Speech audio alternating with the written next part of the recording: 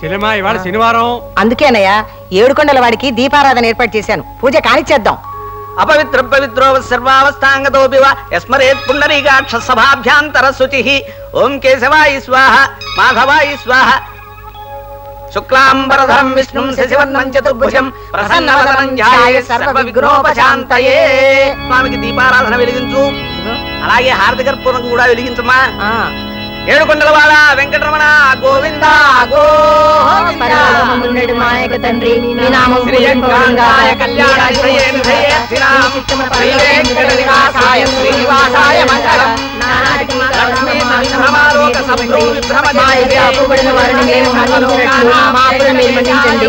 మా వివరంగాక రాజానికి కావాల్సిన వందన మామయ్య ఇవ్వండి. రాజాయ నమః. ముద్దు పెట్టరా ముద్దు పెట్టరా ముద్దు పెట్టు ముద్దు పెట్టు అని తిరుమల మందిర సుందర గోవింద హరి గోవింద. నడి సముద్రమునగేవా గోవింద.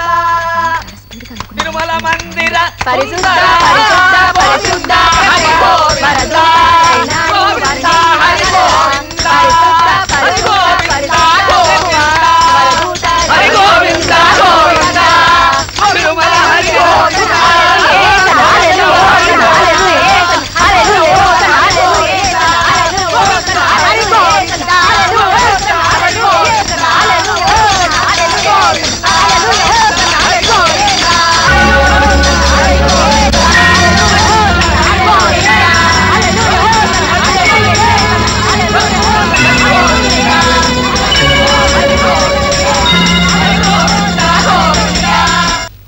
రండి. ఆహా, నువ్వు ఇంకా ఇక్కడే ఉన్నావా? ఇల్లు ప్రశాంతంగా ఉంటేను మీరంతా వెళ్ళిపోయారు అనుకున్నాను. సరేలేండి, మా మీద మీకు ఎప్పుడు నమ్మకం లేదు. నమస్కారం అమ్మగారు, నేను గుర్తున్నానా? ఆ రోజు మీ ఇంటికి వచ్చాను, డేవిడ్ బావని. మీరు జ్ఞాపకం లేకే? నమస్కారం. సింహం గారు కూడా ఇక్కడే ఉన్నారు. కదండి, మా బావగారు కూడా వచ్చారు, లోపల ఉన్నారు. ఓహో, కథలోని పాత్రలన్నీ ఒకే గూటికి చేరాయన్నమాట. బాబ్రీ మసీదు రామజన్మభూమికి ఒకే చూరు కింద శంకుస్థాపన జరిగినంత ఆనందంగా ఉందండి. చెప్తాం బావా. నమస్కారం. ఏమ్మా బాగున్నావా? అచ్చికిచ్చి బావా, నీ మేలు ఈ జన్మలో అదే అదే అదే కృతజ్ఞతలు సాలువులు సన్మాన పత్రాలు అని చెప్పి సభ పెట్టి నన్ను పరావరణ చేసేకు. చూడు, మీ అక్కయ్య నేను కలిసి అర్జెంటుగా కష్టపడి ఓ అమ్మాయిని కనేస్తాం. కట్నం అడగకుండా మీ అబ్బాయికి చేసేసుకో. అలా అన్నా బావ. రండి, స్నానం చేసి భోంచేద్దరు గాని. అమ్మా, ఈ ఇంటికి వచ్చిన మొదటి బంధువుని నేను. బొత్తిగా మొహమాటాలు లేనివాడిని, ఆప్యాయతను పంచుకోవడమే తప్ప ఊరగాయలు నంచుకోవడం మీద వ్యామోహం లేనివాడిని. అవతల మా కస్తూరిటికి మార్కెట్లో మంచి గిరాకీ ఉంది. స్టాకు లారీలో లోడ్ చేయించాలి, తెల్లారేసరికి హైదరాబాద్లో ఉండాలి. ఇప్పటికి నన్ను వదిలే. ఏం కుప్పయ్య, బాగున్నావా? బాగున్నానండి. కస్తూరిటి అదేమిటండి ఇప్పుడే వచ్చి అంతలోనే వెళ్ళిపోతానంటారు? నీ సంగతి మర్చిపోయానే భార్యామణి. ఆ మీనాక్షమ్మ గారికి నోరు వంకర, నీకు బుద్ధి వంకర. మీ ఇద్దరూ కలిసి ఏదైనా గొడవ చేశారంటే నీ కాలు చేయి షూర్గా వంకరైపోతుంది, జాగ్రత్త. బావా, చాలా కాలం అయింది కదా మీ అక్కయ్యని చూసి.